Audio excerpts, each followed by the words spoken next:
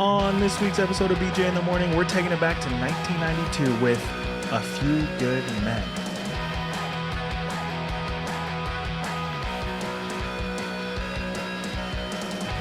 Welcome back to BJ in the Morning, your favorite Dirty Name podcast with even dirtier takes on movies, TV, and pop culture. My name's Brendan. And I'm Juan. And on today's episode, we're going back to 1992 once again, but this time we're talking about a movie we have not seen before. Wait, you haven't seen this movie? You haven't seen this movie? Well, we have now. We have now. You're welcome, Dad. When I told him that this was a movie that was the first one on our list, he literally goes, "What? You haven't seen that? Yeah. It's so good. It's one of my favorites." And I said, "Dad, you don't watch movies." But he's the one. I did in '92. He's the one who showed me a lot of movies. Yeah. But yeah, I've never seen this. You've never seen this. Mm-hmm. What a solid pick to start this series on. You know what I mean? Like, yeah, it is a classic when it comes down to movie history. You know what I mean? Like, for sure. Juan, Brendan, I don't remember how we started the last episode. It doesn't matter. But we are doing this new series where we pick a year and we watch a movie we have seen and a movie we haven't seen. You'll find out how we pick the years on the next episode. Yeah. Which I'm excited about. So stick around with us. Make sure that you're followed and subscribed. If you're listening on any of your podcast listening apps, hit the heart button or the plus button. Mm-hmm. If you want to follow us over on social media like Instagram or TikTok, you can do that at BJ in the Morning _. And if you want to watch these videos, which hopefully someday I'll do a little more editing to. Hopefully it was last week's episode. You can watch us on YouTube at BJ in the Morning Podcast. And be sure to subscribe to the channel, like the videos. Hit the bell. And then while you're on those podcast listening apps, leave a 5-star review and say something fun about A Few Good Men. And if you've seen this movie or not. But also, just leave a review. It helps the show grow. We want to grow. We want to get out there. We want people to know that the last 30 years of movies has been solid. Yeah. So a little fun fact before we get into this movie. Okay. We watched this movie for the first time. Mm-hmm. I watched this movie and I was at work. Mm-hmm. Not when I watched it, but I was at work the day after watching this movie. And you know how my work friends are. We are jokesters, you know what I mean? Yeah, I'm over there at work taking it super serious, and you're like, and I'm like, shut up, I'm working. Yeah. So we like to clown on each other all the time. Anyways, randomly, just a random thought, I decided to tell my work friends, last night I just finished A Few Good Men, and it was probably you got roasted. The worst thing that I could say that moment. You got roasted. So I mean, that's all I had to say about that. I just wanted to put that out there. Yeah. Last night I finished A Few Good Men. You did finish A Few Good Men. A Few Good Men. And maybe a bad one. Either way, what a title for this movie. Yeah, I mean, I'm sure that those dirty minds weren't in the 90s. Yeah, they wasn't in the 90s. I don't know. This was based on a play though, so it was out before then. Mm-hmm. So that's a fun fact. Sweet. But Juan, let's start with our first segment that we start with. Why haven't you seen this movie until now? What about it made you avoid it, or what did you assume about the movie,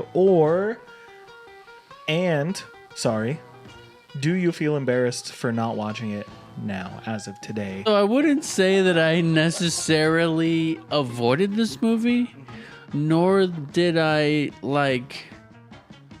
not watch it for any particular reason. I don't know. Mm-hmm. I really don't know. I just never watched it.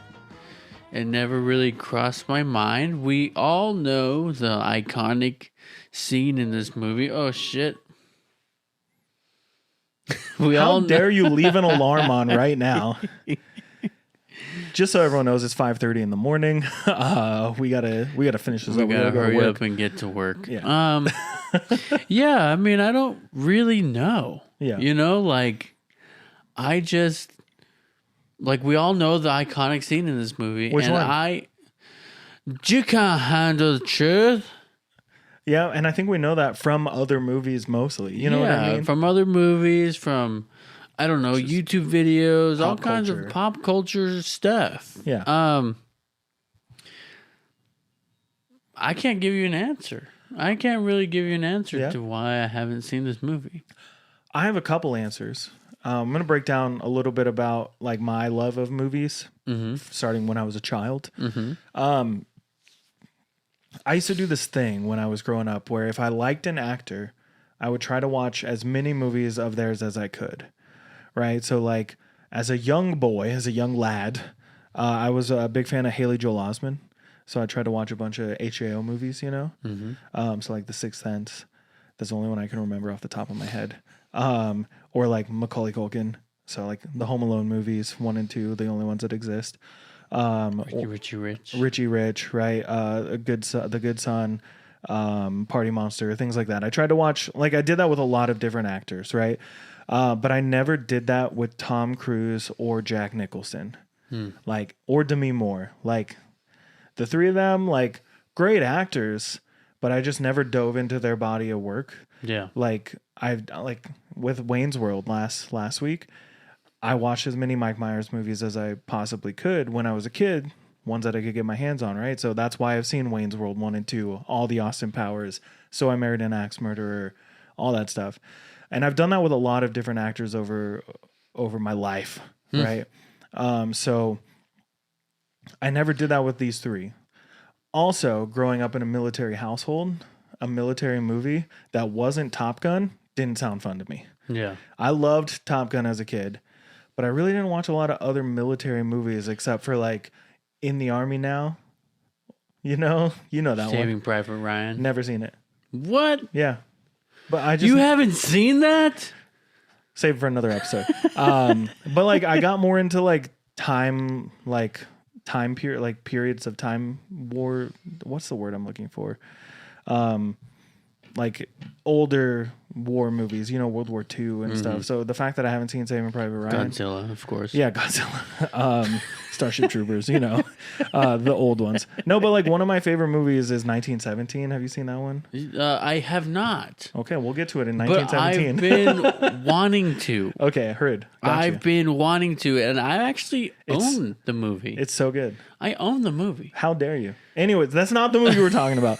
But I really expected a lot. I didn't expect a lot from this movie because I know it's a courtroom drama.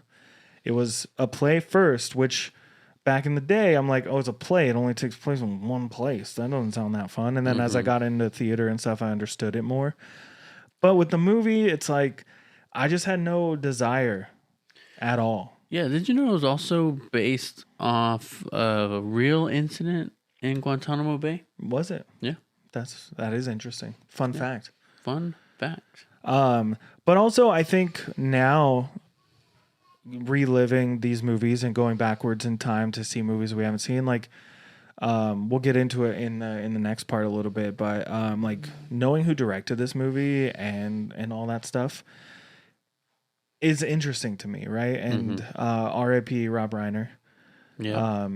Tragedy struck, and now we've lost one of the greatest directors of all time, in my opinion. Yeah. But I can clearly see like this is his movie. You know what I mean? So, but yeah, that's where we're at. I do feel embarrassed that I have not seen it until now. I mean, I guess I do as well. We have all said the line as one? if we've seen. You can't handle the truth.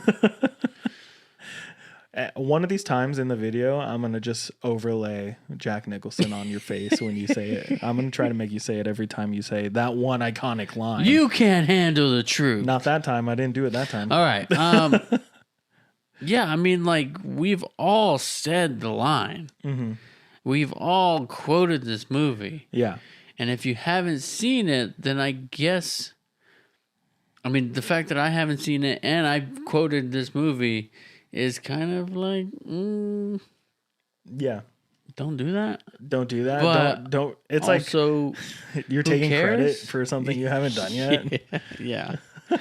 But yeah, I mean, it's really not that big a deal, right? It's Right. like, hey, we haven't seen this movie. Guess what? We watched it. We watched it. Let's go over the plot a little bit. Sure. So the plot of this movie is a military lawyer is trying to prove that 2 U.S. Marines are not responsible for the death of another Marine, and that they were just acting on orders given by their commander. Right. That's the plot. Mm-hmm. Pretty simple. Pretty straightforward. Yeah. Yeah. Let's break down who's in this movie and who made it. Okay. Do you have anything you want to add to the plot? No. I mean, we can dive into the movie a little bit. This is the segment for that. You know what I mean? Right. Cast. Tom Cruise. Jack Nicholson. Demi Moore. Kevin Bacon. Kiefer Sutherland. Keithers. Kevin Pollak. Those are your main players in this. And if you think about it, in the 90s, pretty stacked. Yeah. Cast. I think I texted you when I was watching. I was like, dang, Demi Moore in the 90s. I mean, so with Demi Moore, like, I get it. So I feel like this role kind of opened the door for her to do G.I. Jane. Was that after this? Yes. It has to be. 97. Yeah. So with that said, I think I even said it to you, though, is she looks a little too cute to be this high-ranking officer and doesn't fill the uniform as well as she does in G.I. Jane. Right. So G.I. Jane, she was great. She was rough around the edges. She was an action star. Yeah. For what that movie is, right? And in this movie, she just didn't fit the part of a military lieutenant commander. Yeah. So that's my only gripe with the casting of this movie. Tom Cruise, he plays a little bit of like a young, arrogant lawyer who just wins a bunch of easy cases. And he's got daddy everything's issues. said and done. He's got daddy issues. He's trying to follow in his daddy's footsteps. But he's lazy. And he's lazy. He's just in the military to kind of just pass the time right now. Which is a perfect like role for Tom Cruise in this era. Yeah. You know? Jack Nicholson, solid. And in the small amount of time he was in this movie. Yeah. And I mean, he made a statement in this movie, though, you know?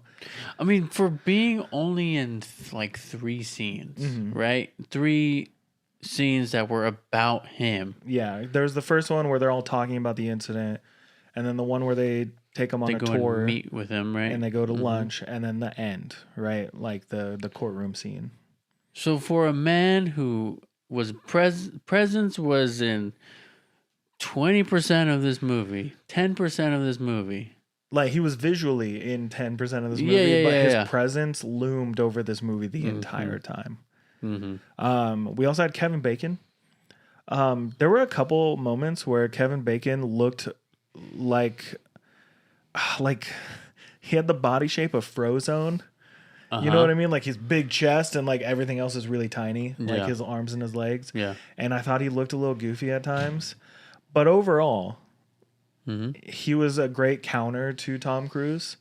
And then Kiefer Sutherland, man, like, you could feel the like anger and hatred in his soul. Like, and it wasn't even like hatred. He just hated being in the position he was in. Let me see a picture. Right. Yeah. Director, Rob Reiner, as we said. Writer was Aaron Sorkin. Aaron Sorkin, honestly, not my favorite writer of all time. His dialogue's a little weak sometimes, but he also wrote The Social Network, Moneyball, The West Wing. He did a lot of that stuff. So, well, those are really good movies. Rob Reiner, known for All in the Family, This is Spinal Tap, Wolf of Wall Street, The Bear. He was in The Bear, like as an actor. He also did one movie that we talked about recently, The Princess Bride. Princess Bride, solid. So yeah, stacked when it's for like directing and writing and cast. Everything's solid. Yeah. Some reviews. You ready for this? This is a 9 out of 10 from 2003. A good film is what A Few Good Men is. Great. It is not perfect, but especially the performance take this film to a higher level. Tom Cruise and Demi Moore as the good guys are good, and as is Kevin Bacon, whoever wrote this. But the bad guys make this movie really good. Kiefer Sutherland and most of all Jack Nicholson are masterful.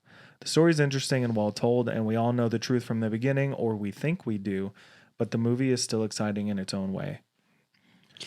You know, Kevin Bacon is the kind of actor that, like, I never want him to be the villain. Yeah. Or the antagonist. Yeah. In this movie, he is essentially, in a way, kind of the antagonist, but he also plays it very neutral. Mm-hmm. To where, like, yeah, he's friends with Tom Cruise's character. Mm-hmm. And, you know, when Tom Cruise goes and finds him at the bar and they're just kind of acting like it's just another case. Yeah. We don't have to not be friends. Mm-hmm. You know what I mean? So it's like, I kind of like that about Kevin Bacon's character. Mm-hmm. But at the same time, that's what bites him in the ass, because he's like, yeah, let's go play softball and I'm going to kick your ass later in the courtroom. Yeah. Right? And then he kind of knows that, like, Tom Cruise's character, I can't remember his name. Daniel Kaffee. Yeah, he kind of knows that he's not necessarily a good, experienced lawyer, so he's just kind of like whatever about it. He's gonna walk all over him. Mm-hmm. Ratings for this: 7.7 on IMDb, a 62 on Metacritic. Oh, solid. Solid. Some reviews from Letterboxd, which are always a favorite of ours. Everyone, this is 4 stars. Everyone quotes, "You can't handle the truth." But a minute later, Jack Nicholson screams, "I'm going to rip the eyes out of your head and piss into your dead skull," and it's just as good.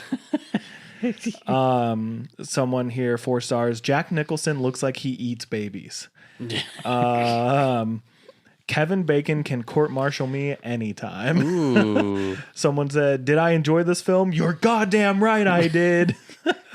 And then, "You're a lousy fucking softball player, Jack." Quite possibly the best line delivery of Tom Cruise's career. I'm trying to find a low one.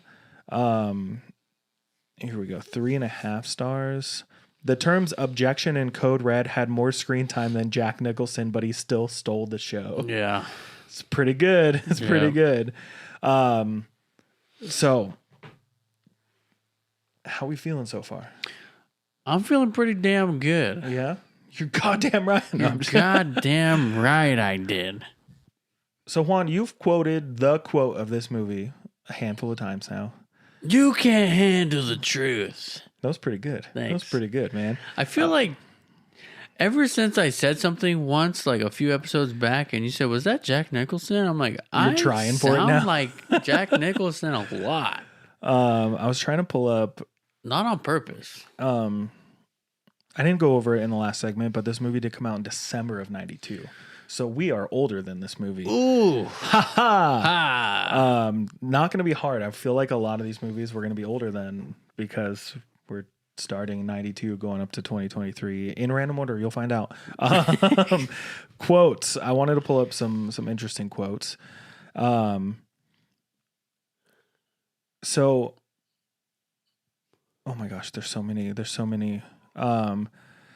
The whole the whole ending after he says you can't handle the truth, and he goes into this like, we live in a world that has walls, and those walls have to be guarded by men with guns. Who's going to do it? You? I have a greater responsibility than you could ever possibly fathom. You weep for Santiago and you curse the Marines. You have that luxury. You have the luxury of not knowing what I know, that Santiago's death, while tragic, probably saved lives. That whole monologue, I don't want to do the whole thing. It's pretty long. Insane. Yeah, it kind of shows, and I don't know, like, from a military standpoint whatsoever, but it kind of shows General Jessup, Colonel Jessup's mentality of the people underneath him, and it's like they're just another body protecting the line. You know, protecting the United States, but if they gotta die, they gotta die. You know what I mean? And it kind of just like, just a real gut punch. Yeah. And that's when his true colors come out, even though the menacing vibes of Jack Nicholson in this movie from the start kind of lingers in this whole movie. Like there is a deeper, darker implication. I feel like this movie could have been darker. Oh yeah. You know 100%. What I mean? Like if it was made today, it'd be a totally different movie. It'd be really dark, shadowy, like more noir, I think. Yeah. A lot more F-bombs. Yeah. But speaking of F-bombs, you're a lousy fucking softball player. Yeah. So good. But I want to talk about one of the last, I think it's the last scene or the last shot, where Dawson, one of the Marines on trial, he's leaving the courtroom and Daniel stops him and he says, you don't need to wear a patch on your arm to have honor. And Dawson does like the 10 hut salute, and he says, "There's an officer on deck." Like, sir, you don't need to wear a patch in your arm to have honor. 10 hut! There's an officer on deck.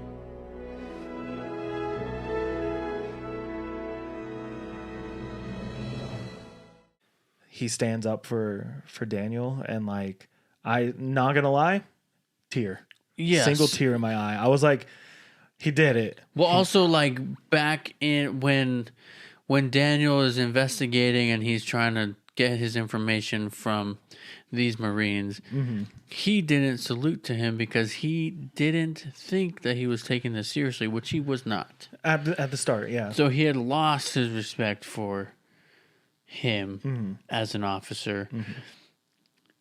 Taking it back to, they win. They get the confession that was an impossible reach at this point. Right.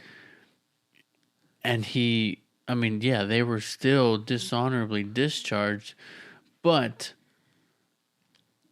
he gained the respect of the people he was defending. Yeah. So, it hit hard. I also want to talk about Luther's magazine stand. So he stops a couple times throughout this movie, and this is a totally unnecessary scene, but I think it adds to Daniel's character about how he is a good guy. He's just really, really rough around the edges. But he stops at this old man's magazine stand, and they just hit each other with one-liners. Where he starts out with, "How's it going, Luther?" And Luther responds, "Another day, another dollar, Captain." And then Daniel says, "You got to play them as they lay." And Luther goes, "What goes around comes around." And they just hit each other with these like typical, like, I don't really want to talk to you. Small talk. These typical small talk things.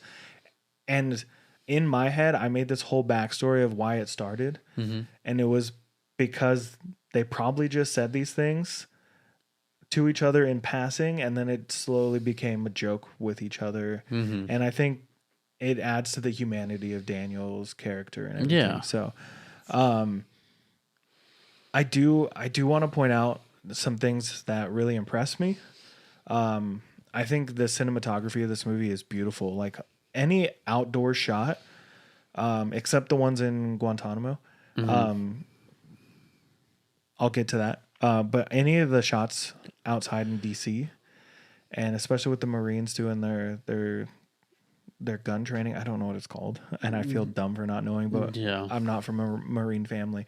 But all the cinematography in this is great, and it feels like a coming of age 80s movie, even though it's in the 90s. It just has that warmth, and it's in the fall and all the leaves all over the place. Like when they're walking the street and Sam's walking with his baby and there's just leaves everywhere. Yeah. And there's these really nice shots of all these homes. And then there's some shots where there's like shooting through the tree and the sun's coming in, golden hour. And I'm like, gosh, the cinematography is amazing. Yeah. I think we've talked a lot about the performances. We don't really need to dwell on it because everyone in this movie did a fantastic job. I don't think anyone was out of place. Yeah. I do have one problem. I have a couple problems. I think the relationship between Joanne and Daniel felt forced at times, where they were. It did the thing in the 90s where they have two hot leads and they're like, they got to kiss. I don't think they kissed. Did they kiss? No. But like but you know what I mean though, right? Yeah. It's like they gotta fall in love. They gotta have that tension. They gotta have that. Not only are they not gonna get along in a business aspect, they're gonna have this weird sexual tension that's gonna kind of throw a wrench in their whole game. Yeah, and it's just a really stereotypical thing, honestly. So that was a little bit of an issue. I think there was some editing issues that I didn't really like, and I mean that in like the sequence of events, because the movie opens with Santiago's death, but then it continues the movie afterwards, and then it goes back to when he's alive and trying to leave, and I had to watch the first half of this movie twice because I fell asleep halfway through the first time I went to watch it and then went back and watched the whole thing in one sitting. The first time, though, I was very confused. Like, was this another guy at first? Why is it doing a flashback now? Because it's like one of the only times there's a flashback. And then one creative choice that I really hated was that at the very end of the movie, a big "the end" shows up. And it took me completely out of the scene. You had this moment where like Daniel gets his moment. You know what I mean? He wins the case. He gets saluted. Dawson respects him. And I was like teary-eyed. And then the end popped up. And I said, what am I watching? Is this a fairy tale? Yeah. So I really, there's a creative choice that I really don't agree with. But it is such a Rob Reiner touch. That I unfortunately don't want to give it a pass. Because it just felt really out of place for this movie to have the end at the end. It should have just went to black. And stayed. Or have him walk out, have Daniel walk out of the courtroom and have that shot linger on the empty courtroom and slowly fade while the credits are rolling. Or on the closed doors. Something. Yeah. But the end... God damn it. I was so mad. I get what you're saying. The flashback scenes, though, it was kind of, I feel like, misplaced. Yeah, it just, where they happened. I think, like, it would have fit better, like, if it was it would have fit better probably at the beginning. I have an idea. Continue your So, like, my thought is, there's this Marine. He wants to leave. He's getting hazed. He's getting code red and all kinds of things that is making him not want to stay. Mm-hmm. And then, boom, he gets offed. Yeah. And they don't show him getting killed, essentially. Yeah. Right? They explain that they were giving him code red, and then He died. Yeah. And blood started coming out of his mouth. And they explained that part verbally, which was fine. Mm-hmm. But I think us getting to know the character before they kill him would have, I feel like, kind of hit a little bit. Yeah, I feel better. like opening with the death or the hazing or the code red scene, it sets up this mystery, right? But I feel like we know the truth pretty early on. You know what I mean? Like you do feel like you know who is in the wrong here. Uh-huh. But I feel like we could have just opened with like Daniel and Joanne, like their first meeting where they're getting this, maybe even just Joanne's when she's getting assigned the trial, the court, the words. She's getting assigned to represent these two, right? And she's got to find a lawyer. And I think when she meets Daniel and they start going over the case, would have probably been a time to do that whole flashback. Because from the way that this timeline works right now, the movie starts where he dies, and then it continues on, and then it goes back. And then it goes back to where it went back from, and then continues from there. Or maybe while they're investigating, they have his letters. They're reading his letters, room, and then it's his. Yeah, I just feel like there could have been better times. Yeah, because you show that he was getting hazed at the beginning, and he died. You know he died. So we're here like he's dead because of that. I also think it would have been better if they didn't show the faces of the people who were code reading him. Because it is the guys that are in the courtroom all day long, but it would have added the mystery of, was it really them? Like, were they even in the room? And then you find out that they were, and they were following orders. I mean, either way, it worked. But yeah, I mean, there's like some creative choices that you and I would prefer different, but I mean, and I think it would come with time. Like if this was made today, it would have been edited completely different. Yeah, we would have gotten flashbacks throughout the entire movie instead of just the 2 moments that we did. Yeah. But yeah, I think this movie's great though. Yeah, like I think it was that's being phenomenal super nitpicky, you know, like really trying to find issues with it. Except at the end, that 100% hate it. You did ask me, was the softball thing necessary? I think him playing softball and like being obsessed with it. I think no, but it also, I mean, it was necessary to show that he kind of just didn't care about his job. He didn't take his job seriously. Yeah, so like I get it. he would miss court appearances and be on the softball field, and they would have to come find him, and then he settles the case right there. So he knows his shit. Yeah, he's a good lawyer. Yeah, he's a good lawyer. Doesn't care. Yeah, because he knows he's cocky. He knows that he's good. He's good at the law aspect, but not the lawyering aspect. Yeah, yeah. So he just wants that money. It was necessary to show that, like, yeah, I'm just gonna be on the softball field, like. He doesn't care about his job, or he also hasn't had to struggle for any of his cases thus far. Yeah. So it could have been any hobby, and it would have worked in a way. What would this hobby be today if this movie was made today? Today? Yeah. Video games. D&D. Streaming. No, these are way too nerdy. These are way too nerdy for a military lawyer. It would be pickleball. Pickleball? Yeah. It would be pickleball. Or basketball? Probably basketball. But I feel like basketball is done in every movie. Tossing a football?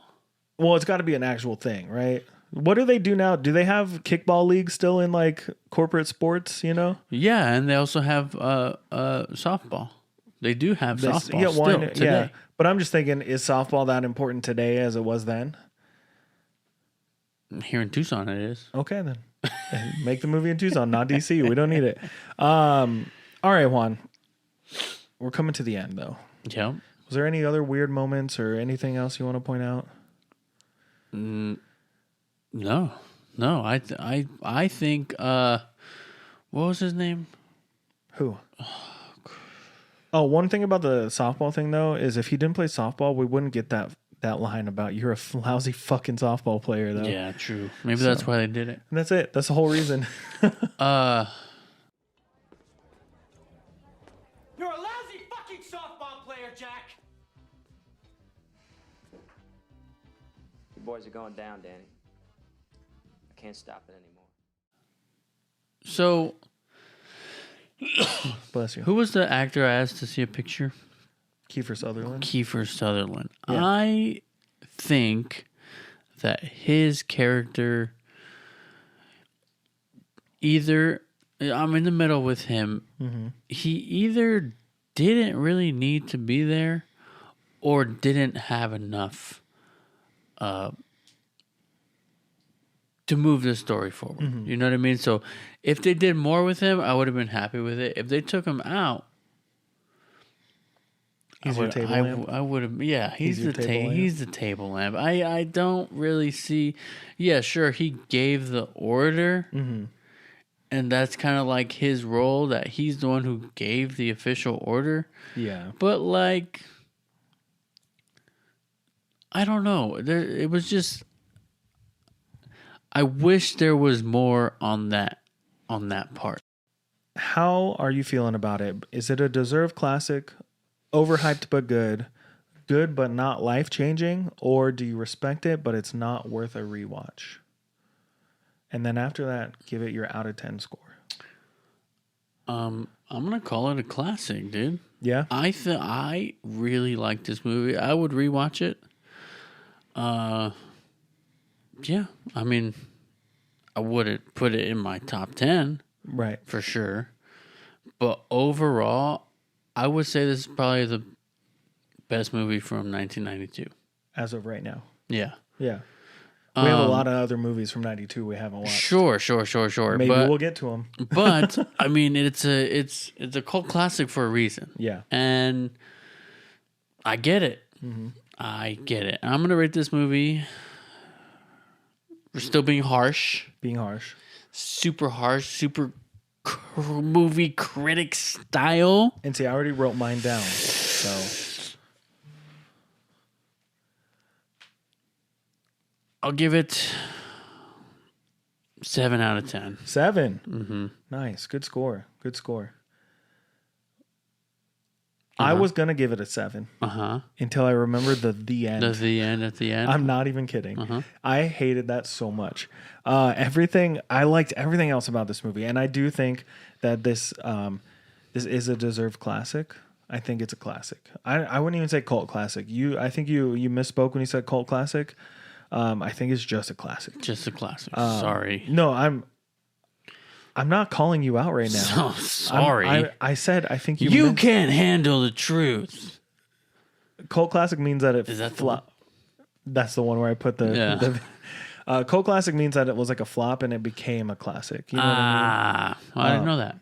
You didn't? No. My bad. I'm just calling you out for being ignorant. I didn't know that. I wasn't trying to be a dick. I was just saying I thought you misspoke. No, I assumed a cult classic. Let me just defend myself here. I assumed a cult classic. You're on trial here. I assumed a cult classic was a movie that just everyone jumped on the bandwagon. I didn't know that it was a movie that flopped. Yeah, so think like Scott Pilgrim, right? It flopped in the theaters and then became a cult classic. Okay. Right. Got it. Yeah. Got it. This though? Classic. Classic. Sure. I get it now. So I was going to give it a 7 until the end. I do think it's a classic. I'm giving it a 6.75. Oh. Yeah. 6.75. The 0.25's knocked down. My original score was a 7.5. But we watched this movie. I'm not gonna lie, it's been like a week or two, maybe 2 weeks. I haven't really thought about it all that much. I really liked it when I watched it. When I got done with it, you and I were talking a little bit about it. But yeah, I haven't been like, I'll rewatch it. I have like almost no desire to rewatch it. Yeah. Because I know how it all works. I know how it all plays. But I would. But if it was like on TV, like, hell yeah. Yeah, let's watch it. If someone was like, I want to watch it, I've never seen it. Like, hell Let's yeah, watch let's it. watch it. No, let's watch it. So yeah, that's where we're at with that. That was A Few Good Men. Wait, did you call it? Did you rate it a classic? Yeah. Okay. Yeah. Sorry, you were like belittling me because I didn't know what a cult classic was. I didn't know the definition of a cult classic. I wasn't trying to call you out. Call me a piece of shit and shit. You want to know the truth? You can't handle the truth. All right, Juan. Brendan? A Few Good Men. If you haven't seen that movie, we spoiled it. Outside? Juan's really dying to play Arc Raiders. So let's end this episode. Let's get him topside. Thank you so much for listening to this week's episode of BG in the Morning, the podcast where we talk about movies from specific years, ones we have and have not seen. Yeah. How's that? We should do that at the beginning. I like that. We're not gonna. We might. We do have to say that we are still going to talk about like a couple of things that are going on right now. So like, don't be surprised when you see us do an episode about like Wonder Man or something. Like next week. Yeah. So yeah.